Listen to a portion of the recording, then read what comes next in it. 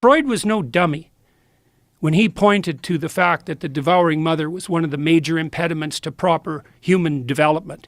He knew that, looking deep into the darkest families and seeing this proclivity of the overprotective mother to destroy the developing integrity of the child, to keep the child infantile, to cling to that relationship instead of developing a life for herself and letting the child go flourish.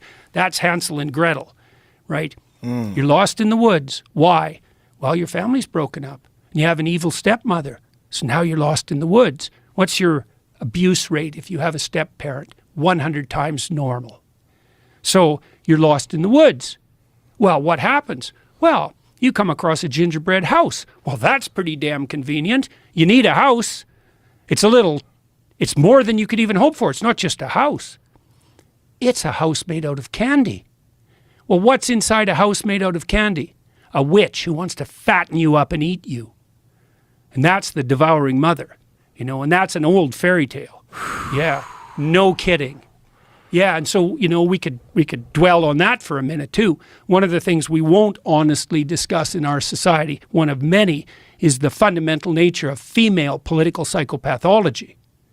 And there's male political psychopathology. Obviously, that's what the feminists complain about all the time when they talk about the oppressive patriarchy, toxic masculinity. There's no shortage of toxic masculinity. So is there any toxic femininity? Well, not if the feminine is just the, oppressed virgin goddess whose nature, but how about we don't live in that fantasy world?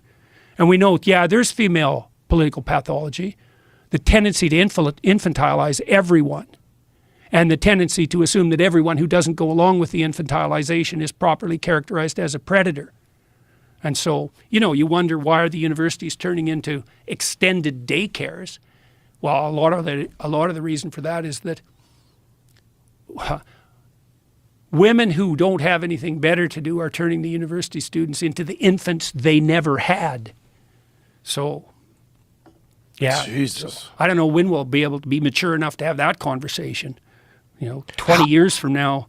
What is a path to bring this back to some sort of rational, logical way of discussing these problems? So I tweeted out, I don't know if you saw this, that I was going to make an announcement on your show today. And so I set up an international consortium based in London. I can't tell you all the details yet, but we're trying to put together something like an alternative vision of the future, say an alternative to that kind of apocalyptic narrative that's being put forward, at least implicitly, by organizations like the WEF, and that's the virginal planet, rapacious tyrant, all-devouring consumer religion. And it's more like something like, well, we want to ask people 6 key questions. Okay, so how do we get energy and resources at the lowest possible cost, as rapidly as possible, to the largest number of people around the world? That's one question. And so there's a presumption in the question, and here's one of the presumptions. You don't get to save the planet by making energy prices so expensive that no one poor can afford them. That's off the table. So if you want to develop alternative energy sources, no problem. Because, hey, man, the more energy sources we have, the better. But you don't get to impose your utopian vision in the service of your narcissism on the poor. We're going to try to make the poor rich. Can I try to alleviate absolute poverty? Pro-human view.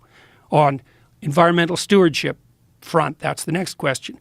What are the major problems that are confronting us? How do we take a sophisticated, multidimensional view of that? How do we prioritize our attempts to establish our states and our international relationships properly so that we prioritize human well-being, in harmony with nature to the degree that's possible, but human-focused and not predicated on the idea that there are too many goddamn mouths on the planet to feed and that you're evil if you just think about having children.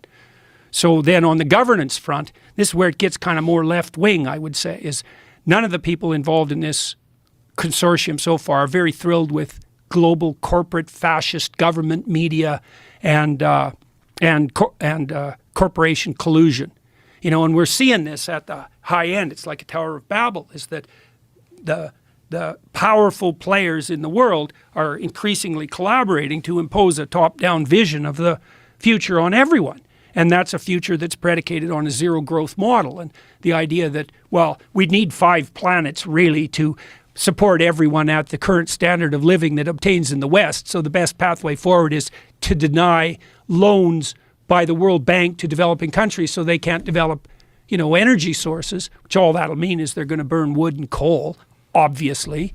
So that's the third question is, how do we arrange systems of governance to stop the march of something like pathological gigantism? This is why I like people like Russell Brand and also you to some degree politically, because you guys are very, what would you say, sensitive to the danger of that kind of corrupt collusion, that regulatory capture that occurs when corporate entities and media entities and governmental entities are all in bed together, like the FDA and the CDC and so forth and so on without end.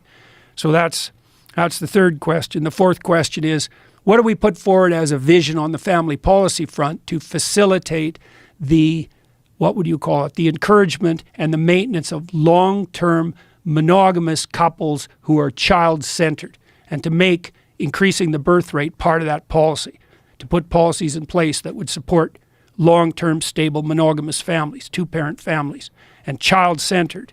Because in the West, because we're very immature, we think that the purpose of a marriage is the happiness of the people who are involved in the marriage, the husband and the wife.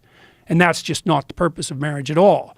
The purpose is long-term facilitation of their psychological and spiritual development and the establishment of an environment that's beneficial to children.